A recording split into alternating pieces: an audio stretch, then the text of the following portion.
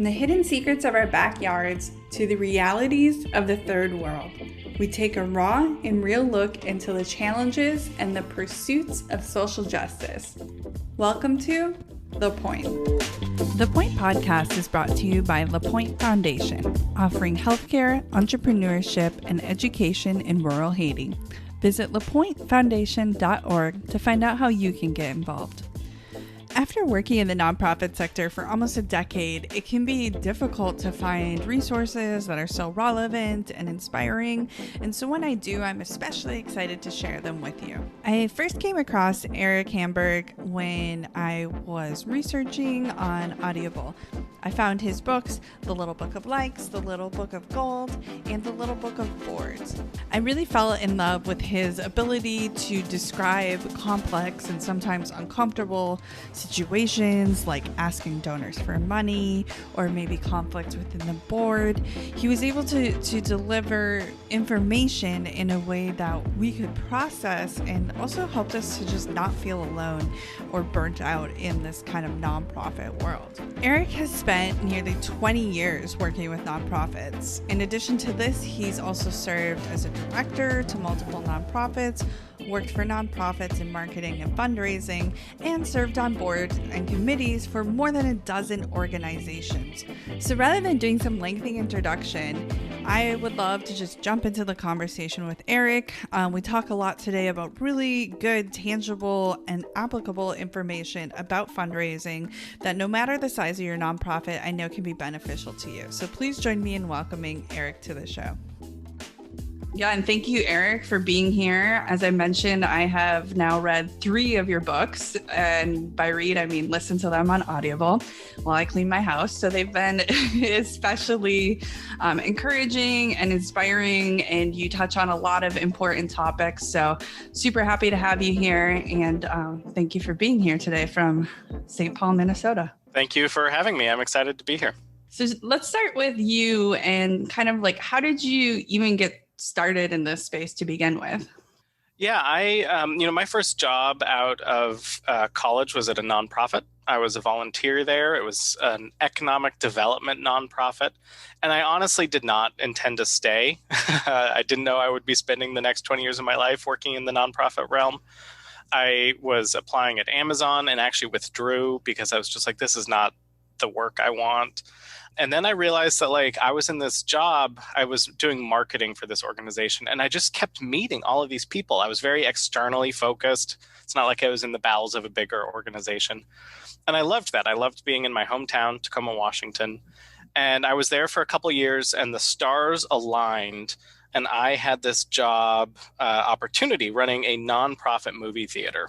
From my job in this film, commissioner was part of my title, which basically meant every so often I would say, oh, we have a location for this or that. But that was just enough of a fig leaf, I think, for them to hire me. I'd been a volunteer there as well. And I was 23 when they hired me to run this $600,000 organization. So wow. That was a really early crash course. The theater had been around for 6 years or so. And mostly they had just been doing, here's 3 theaters. We're going to show independent foreign films. And when I was hired, they were like, you're going to be our first director. The guy before me was the general manager. They said, we want you to do everything he did, but also fundraising, also education, and also special events. This sounds like a nonprofit. Yes. It does sound like a nonprofit. And so I'm like, okay. So I learned very quickly how to first of all, start fundraising, start all of these things, lots of hit and misses, lots of trial and error. But then the other thing that I did is I figured out how to run the theater in a way where it did not require 40 hours of my time. So I kind of built in a weird way, just built it up so it didn't need me in this day-to-day world so that I could focus on all of these other things. And that was a really powerful lesson for me and something I continually try to help nonprofit executive directors to do, because if the organization is relying on you every moment for something to happen, you're going to get burned out. You might want a vacation at some point. So helping to think about it in terms of those systems is something that I learned firsthand there. And then from that, I went to my Catholic high school, my alma mater, and I was in the development office there. And that is where I learned the fundraising machine, because there's no one who can raise money like a Catholic high school. $4,000 asks of the parents, and there was this whole big thing. And what I took from that was like, oh my, like I really did not know what I was doing at the grant. Like on the one hand, I'd raised fundraising like 400% in 2 years or something like that. But on the other hand, I was like, I was doing a lot of stuff that just was not effective, wasn't useful.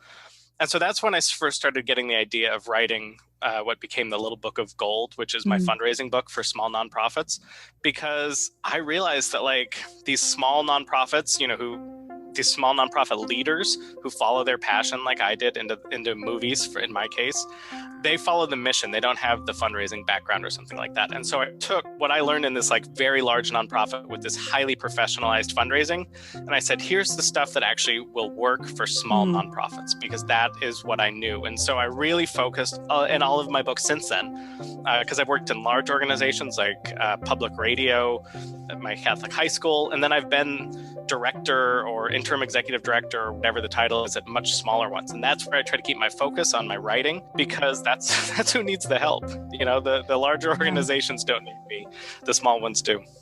Yeah, that's awesome. So did you go to school for film, or did you go to school for nonprofit? I was an English major. English major, okay. Yeah, I got so it was marketing that got me into that first nonprofit. Okay. And, most English majors are going to be fairly decent writers.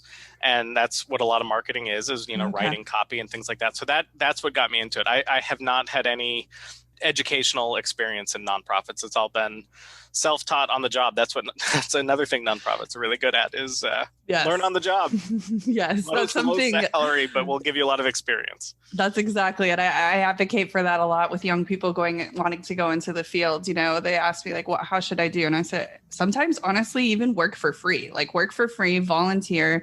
You're getting to wear a lot of different hats and getting to like gain a lot of different experience. So when you started at the film, you talked a bit about like how you were able to kind of have a bird's eye view of your role and say like, I'm going to get burnt out if I don't like extend myself into these other areas, or really, they call it like not work for the business, make the business work for you, in this case, nonprofit. But what resources at that time were available to you? How did you know how to do that? Did you have a mentor, or were there books you were reading, or is it really just that you were living it out and figuring it out as you went? Some of it was necessity being the mother of invention. I knew that I could not run the day-to-day stuff and do all the things that they wanted me to do. So that was some of it. Some of it was like the guy before me, he would be at the theater on a Saturday night, like plunging a toilet. And I'm like, I just don't want to do that. Like, let's be clear. Let's just buy better toilets. Yes. So, there was some of that. I learned a lot from my dad, who had been a business owner when I was young, and, maybe modeled some of that for me in a way that I didn't fully get at the time. And I, at the time, had also read some books on nonprofits. I think it's still in print. It's been updated since, but Peter Brinkenhoff, or I can't remember his last name, wrote a book about mission-based management that kind of, again, suggested some of these things, which now that I have my own book on nonprofit leadership of being an executive director, I've also been advocating for as well, trying to just spell that out.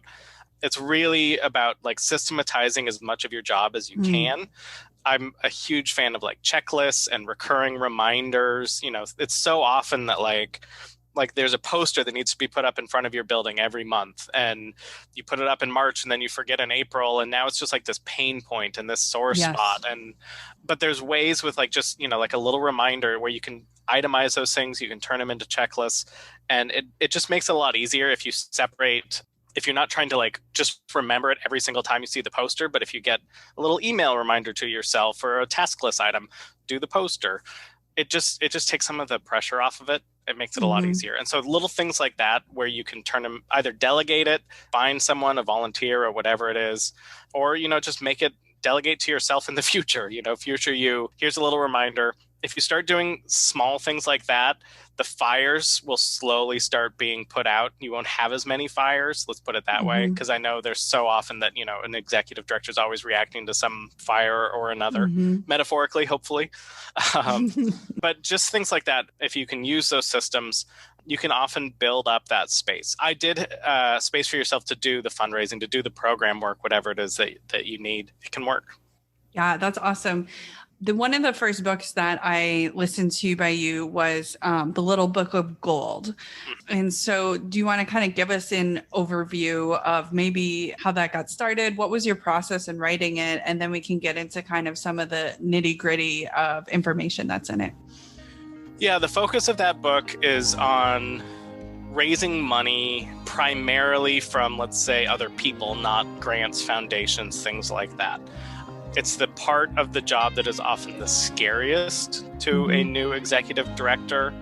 We are often trained, this is a cultural thing where we often don't want to talk about money, or it's seen as being embarrassing. We often are talking to people who have way more resources than us, which creates feelings of, like, I can't ask that person for $5,000. No one can give $5,000. Maybe that person can. And that's just a mental hurdle. That's a tricky thing to do. And so you ask for $500 or $20. If you could just do $20. We've all been there. We've all been there. I remember one time, I was approached by someone, like, she was telling me about, this is in my hometown again of Tacoma. She was trying to tell me about this nonprofit where she was on the board of. And within 2 minutes, she was like, membership's just $20 and you can join the board. And I'm just like, whoa. Like, have a little space here. So there's ways to do this appropriately. I really think it's an inside out game. Like, I picture a nonprofit as like a series of concentric circles. Okay. And at the closest, you've got your staff, you've got your board, you've got maybe some volunteers of some kind. And then at the next level, you have like people who are passionate about you. Maybe they're already donors. You can imagine how these circles go. Outside it's like, people who like you. Maybe after that, it's like Facebook likes. Maybe it's after that, there's a whole audience of people who like would like you if they'd heard about you. And then there's this further audience of just like the general public. And nonprofit executive directors, when they are thinking about fundraising, often think about the general public. And they're like, if we could just get $1 from everyone or something like that. Yes. And it's like the general public don't even think about them. Like, when it comes to fundraising, start close, start at the center of those circles. And then if you are trying to build it, the way I frame it sometimes is like, get everyone like one step in. Like, if you can do that and do that reliably and consistently, it's going to work. So take those people who are Facebook likes, and what can you do to turn them into donors? Take your donors. What can you do to turn them into monthly donors? Take your monthly donors. What can you do to turn them into major donors? Like, that kind of an approach is how you build a fundraising machine, something sustainable, something reliable. And it's just a mind shift. It's not about restaurant takeovers where you get 5 to 10% of the night if you can fill the restaurant. Like that's just, it's a really slow and inefficient way to raise money. And you get maybe a couple $100 and people feel like they helped, but they kind of didn't, like, in the sense of, they maybe had a $50 meal and you got $5 of it. I think what you're missing is like the chance to go ask for another $50. I often say, like, professional fundraising means you have the ability to ask for money again next year. Like, it's not just the gift, it's asking in a way that allows you to go back again. And that means having contact information, which, with the restaurant takeover idea, you don't get frequently contact information. It means knowing what they gave, which implies you have some sort of database of some kind to keep track of it. So if you have a couple of these steps, just, knowing who your donors are, knowing what they gave, is the first step to going back the next year and maybe asking for more money. That's another thing people are really reticent to do. But if you're always trying to just like, we need more donors, you're never going to get very far, because the real power is in that the word is like stewardship, where you're taking the donors who've already given, thanking them, inviting them in, communicating with them so that next year they love you even more and are excited to give more. That's where the power is in fundraising. And to a new executive director who is a little too focused on, again, that general public, or a little too focused on, let's just get more, they're never going back. And it's largely, in my experience, fear-based, because people are scared to go to that person who gave $50 and ask them for $100 or $250 or something like that. Yeah, that's good. So a lot of what I hear you saying is it's really about building relationships. Is that kind of the gist of it? It's one part of it. Um, And I think that for the long term, that's one of the key parts. When I think about fundraising, the relationship is one part of it. Connection to the mission is another big part of it. And this is something that a lot of people forget about, is that like not everyone cares about the same thing you care about. okay. And so finding people, so I think about like three things. Who are the people with money? Like let's just, who has money, who could give? Who cares about your mission? That might be a separate group. And who do you have relationships with? Like Okay. if you can find two of those three, think about it that way. Find two of the three. Someone who cares about your mission and who you have a good relationship with. It doesn't even matter if they have a lot of money. That person's going to be a good donor for you because they care about their mission and you have a really good relationship with them. That might only mean, $100, but for them that might be real. And you also will hopefully have a lot of those people. For someone who has a lot of money, you may not need the closest relationship with them to still get a meaningful gift, because for them, $500 might be no big deal. And so you can get something like that. And of course, you want to build that relationship with them. Like that would be the goal. If you can get all three, the relationship, the caring about the mission, and the money, that is a major donor. Like that's someone who will give happily and give for them, a lot of money if you have all three of those things. But just two of them is frequently enough. It's okay to be reaching out to people who just care about your mission and who you have a good relationship with, because if you have enough of them, those $20 a month gifts, those, one time $100 or whatever it is, that will add up. And some of them, will be with you long enough that they become major donors if you consider, the whole scope of their giving. So I think about those three things, and I recommend looking for at least two of them if you can, and relationships is definitely one of the key parts of it, but it's not always the only part. That's good. And even that as you mentioned, that the relationship can come after one of those things are found. So what is your take on one-time donations versus reoccurring donations? What should be our goal, or should it be a combo of both? What should we put our main focus on? The world has really been moving toward, we see this with like you might call it like the Netflix effect or something like that, where people have become way more accepting of these small monthly costs. And sometimes that's a Netflix subscription, and sometimes it's a gift. And people are the payment processors are now much more suited for it. When I was starting, it was a real pain to figure out how to process monthly gifts. It's not a real pain anymore. There is a lot of power there. My day job is, doing audience development in the development office of a public radio station.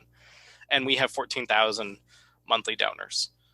And if you want to survive a pandemic, like having that base, that rock solid base, was essential. It can take a long time to build up, though. And sometimes people just want those monthly gifts. I think it's totally appropriate to try to focus on that. And then look for opportunities for one-time gifts. One-time gifts are often like the gateway into a monthly. Sometimes I do have a whole chapter of the little book of gold called "Events Will Kill You," because events will kill you. Like they are so much work, and it's one of the biggest mistakes that I made at the Grand Cinema, the nonprofit movie theater, was trying to raise money primarily through events. It is so much work, and the return is not necessarily great. The best reason to do them is to find new donors. Okay. And then to find ways to get your current donors to give again. So if you have some sort of annual fundraising event, that's really great. Try to turn people into monthly donors there. Or even if you get that one-time gift, then the annual appeal the next year or whatever it is asking them to become monthly donors. So like events are really good for bringing in new people. They're good for getting those monthly donors to write one more check, but it should not be the primary strategy of fundraising. Yeah, that's great. And that's a great segue into the next kind of subject, which is the breakfast fundraiser. Yes. I love breakfast fundraisers for a variety of reasons. And so again, at my Catholic high school, they had this immense auction every year.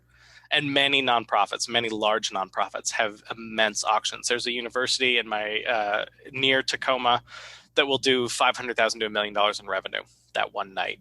In one night. In one night. There's a hospital that has a 3-day event where, I'm sure it's several million. That's how as a new guy who's like, how am I going to fundraise? I thought of events. I thought of auctions. They're fun. They're yada, yada, yada. And only through the doing did I realize just how expensive these things are, just how time consuming it is to work on, all the items that you need. I ran the bank a couple times at my Catholic high school. I worked in the bank, and like the gift processing and tracking down the items and making sure everyone gets exactly what they paid for. It is laborious.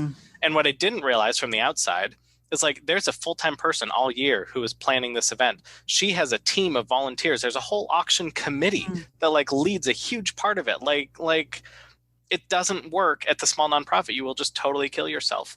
The breakfast, to my mind, has a lot of things going for it. One of them is there's no alcohol.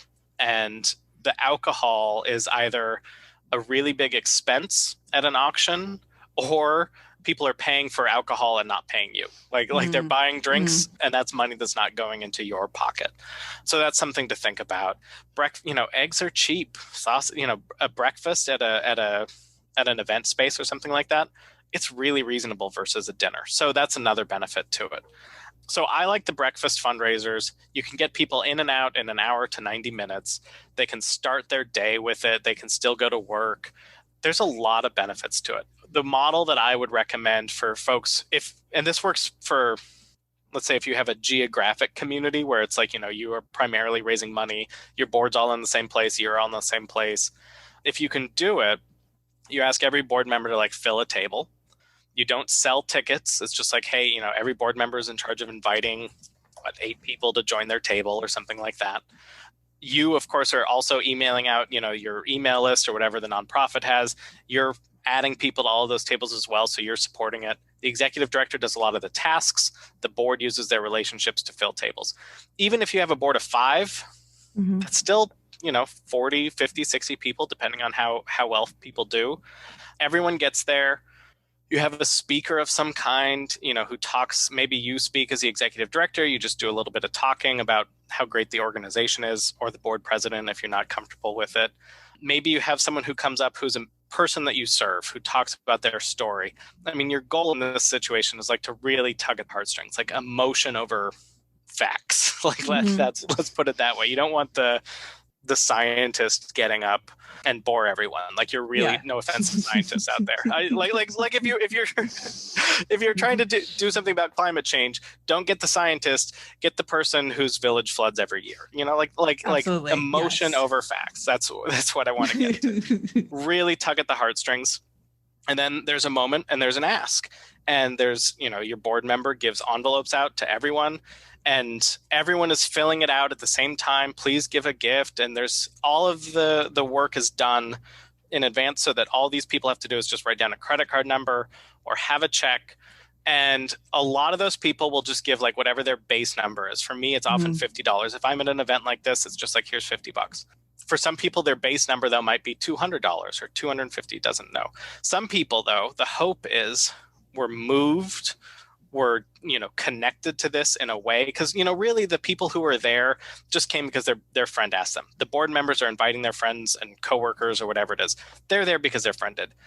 The opportunity to connect to that person from the stage hopefully is an opportunity to get these people like invested and engaged, and out of that group you find your next class of great donors. That's essentially the model. And you can end that. If you paid a couple $1,000s for breakfast, hopefully you got 10,000 or more out of the event. There's still a lot of work that went into that. It's not the most effective way of raising money. And, letters are better, one-on-one asks are better, but it's a really great way to get new people into your pipeline. If people haven't heard the phrase that the donor pipeline, it starts with like a donor who is, you're identifying someone as a donor. Maybe they're sitting in the room or something like that. And then you are cultivating them which means, you're telling them a little bit about your organization. At some point, you ask them, they make a gift, ideally, and then you steward them. So, you're thanking them, you're telling them how you used their gift. That could just be emails, that could be phone calls if they're a major donor. And then at some point, it just turns around into another ask. It turns around and the stewardship naturally leads to cultivation again. So if you think about this pipeline as like a circle or even a spiral that starts at the base and then kind of spirals up, you can turn stewardship into cultivation, where you're now getting them ready for an even bigger ask. And you ask them for, hey, could you do $1,000 this year? You can start building this pipeline again, and all then you need is things like events to start putting people into this pipeline. Yeah, that's great. What is your advice for that fear that holds us back? Like how, one of our main blockage is to, great, like we can put on a breakfast fundraiser and like maybe, and even at that time, I think it's a lot easier to do the ask because everybody knows why they're there. But say, I go out to coffee with somebody who I think could be a potential donor. How do we get over that mind block that prevents us from, getting into that next space? Yeah, there's a few ways. The first would be making sure, like if you're talking about a one-on-one ask, like if you and I were having a conversation right now and I was getting ready to ask you for $1,000, there's a few things. The first thing would be that like you should know an ask is coming. Like it shouldn't be a surprise that we're about ready to do that. So when you do that sounds real awkward.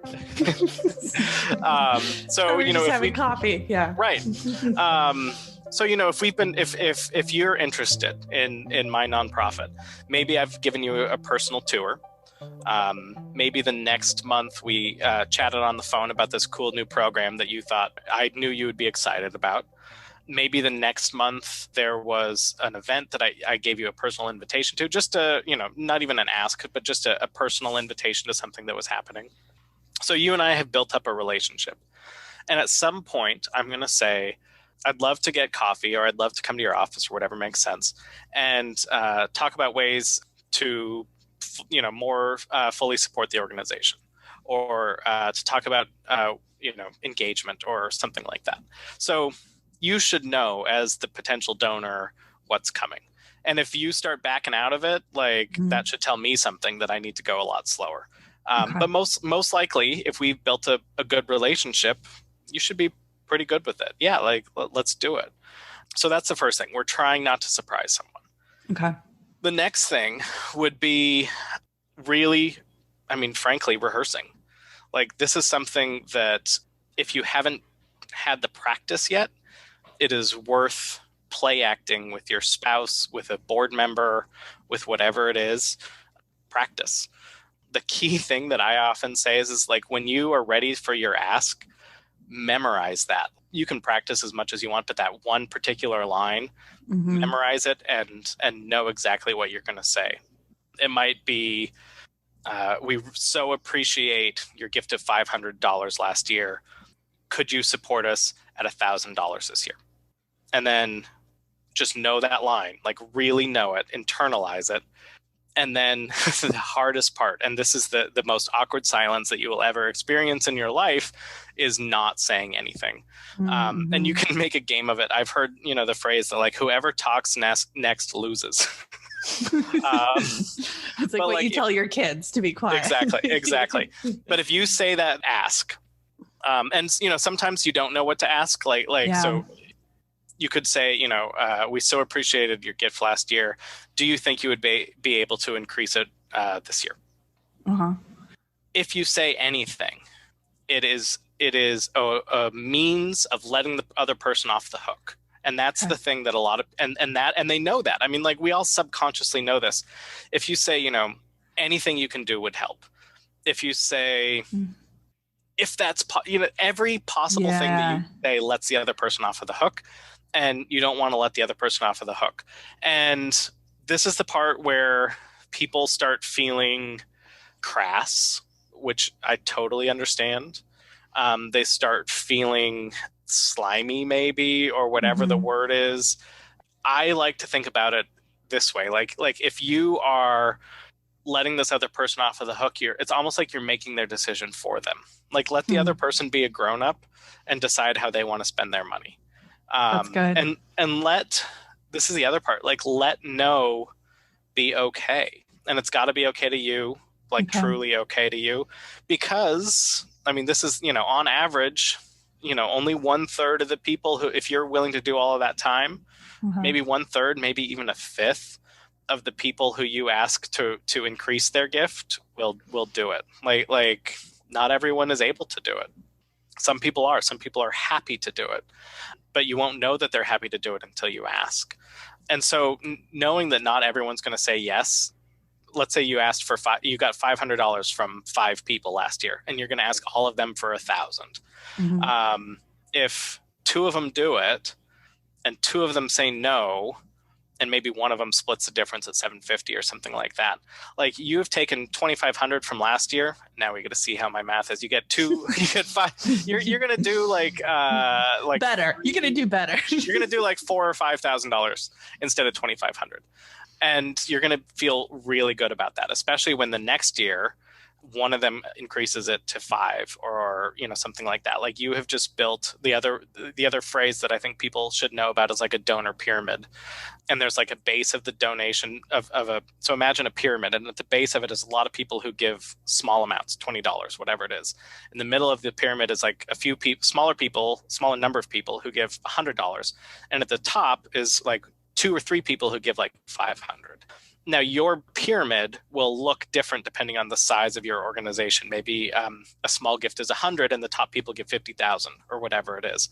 But if you think about it as a pyramid, start looking to move people up the pyramid. For the people who give, $100, could they give $20 a month, which takes them from 100 to 240 or whatever it is. Okay. So if you can move people up the pyramid and then use like events to grow the base of the pyramid, that is a sustainable fundraising thing. And that is the kind of time when you would be asking those 5 people who gave 500, which, can you give 1,000?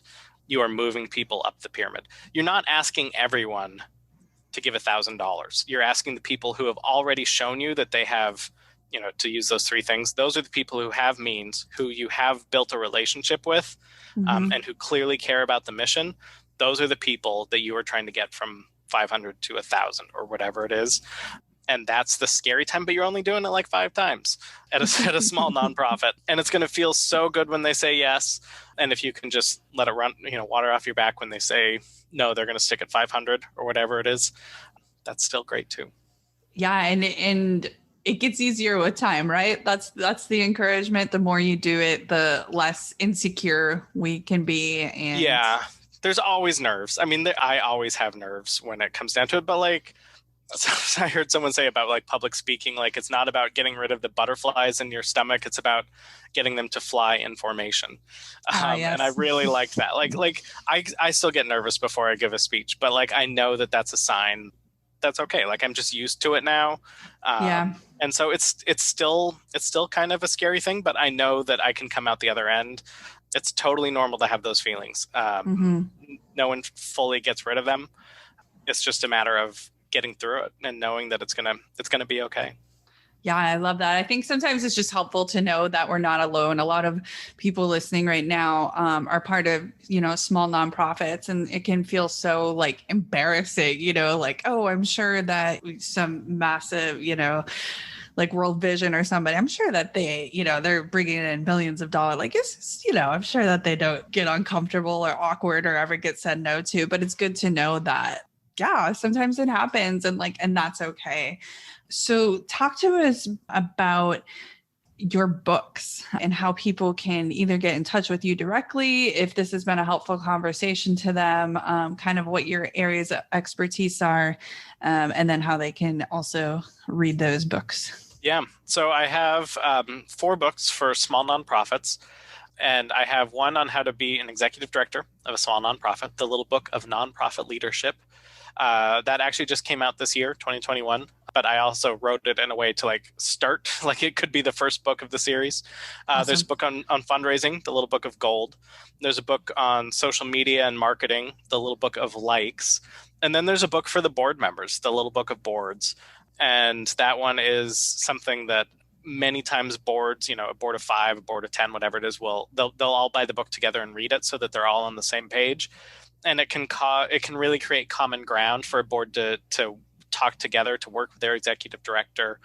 Sometimes, there's plenty of times where I've worked with boards individually, where there's some piece of it where they're like, that doesn't fit our culture, which is fine. It's just that common language that helps them identify what works for them.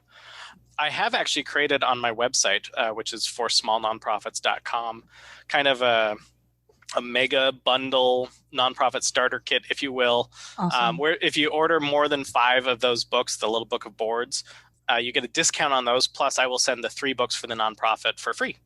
Awesome. So that is a really great way to do it, because it's not on Amazon. I can give those discounts because Amazon's not taking their cut. But these are all on Amazon.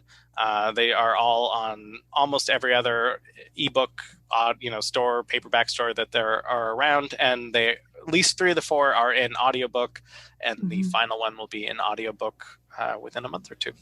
That's great. And you do direct consulting as well. And how does that work? I am usually happy if you just have a question, email me, and it might take me a couple days to get back to it, but I'm happy to reply to something via email. I have done many board retreats, one-on-one short consultations with an executive director. We'll do a couple hours on the phone for an hourly fee, something like that, where it's going to take more of my time than just an email. So yeah, I've done 1-day board retreats, half-day board retreats, 2-day board retreats, lots of different work on that scope, and then again work with the executive director as well. And sometimes that's fundraising, sometimes that's just general, I don't know what to do next. There's a lot of different ways that can go. That's great, and that's for smallnonprofits.com. That's how people can get a hold of you for that as well. Yes, and there's a contact page there, and I'm on Twitter, so those are some good ways to reach me. Perfect. So I always like to end the conversation with just asking, what is one thing you would want people to take with them today from this conversation? Either something we covered or something we haven't covered yet. I think that we talked a lot about the fundraising, and I gave a lot of examples of ways to think about it, pyramids and pipelines and some things like that. And I would just say fundraising and many other parts of the job, if you have some models that help you understand, this is what I'm doing, this is how I'm trying to work, everything gets easier. So it's a core principle of mine in all of my books. Here's a way to think about it. Here's what you're aiming for. Yes, there are times where you're just putting out fires, and that's very common for small nonprofit executive directors. But this is where we're going. This is what we're trying to do. And if you use some of these principles that I talk about in my books, hopefully that work gets a lot easier for you. That's awesome. Thank you so much. Is there anything that you wanted to cover that we didn't cover? No, that was a really excellent brain dump, and I hope I didn't talk too fast for folks, but I am passionate about it, and I love the work, and I really appreciate you having me on to talk about it. Personally, thank you for the books have been really helpful to me and encouraging. Thank you so much for listening today, and a special thank you to Erik for spending the time with us on the Point podcast. He can be found at the website forsmallnonprofits.com. That's FOR, forsmallnonprofits.com. And his social media handle is at Erik Hanberg. That's Erik with a K. As always, all relevant links will be in show notes at thepointfoundation.org. We'd love to get your feedback and hear about how the information impacted you and your nonprofit. Please feel free to get in touch directly with Callie at thepointfoundation.org is my email, or reach out to us on any of our social media platforms. We enjoyed spending this time with you today. And until next time, keep on fighting for justice.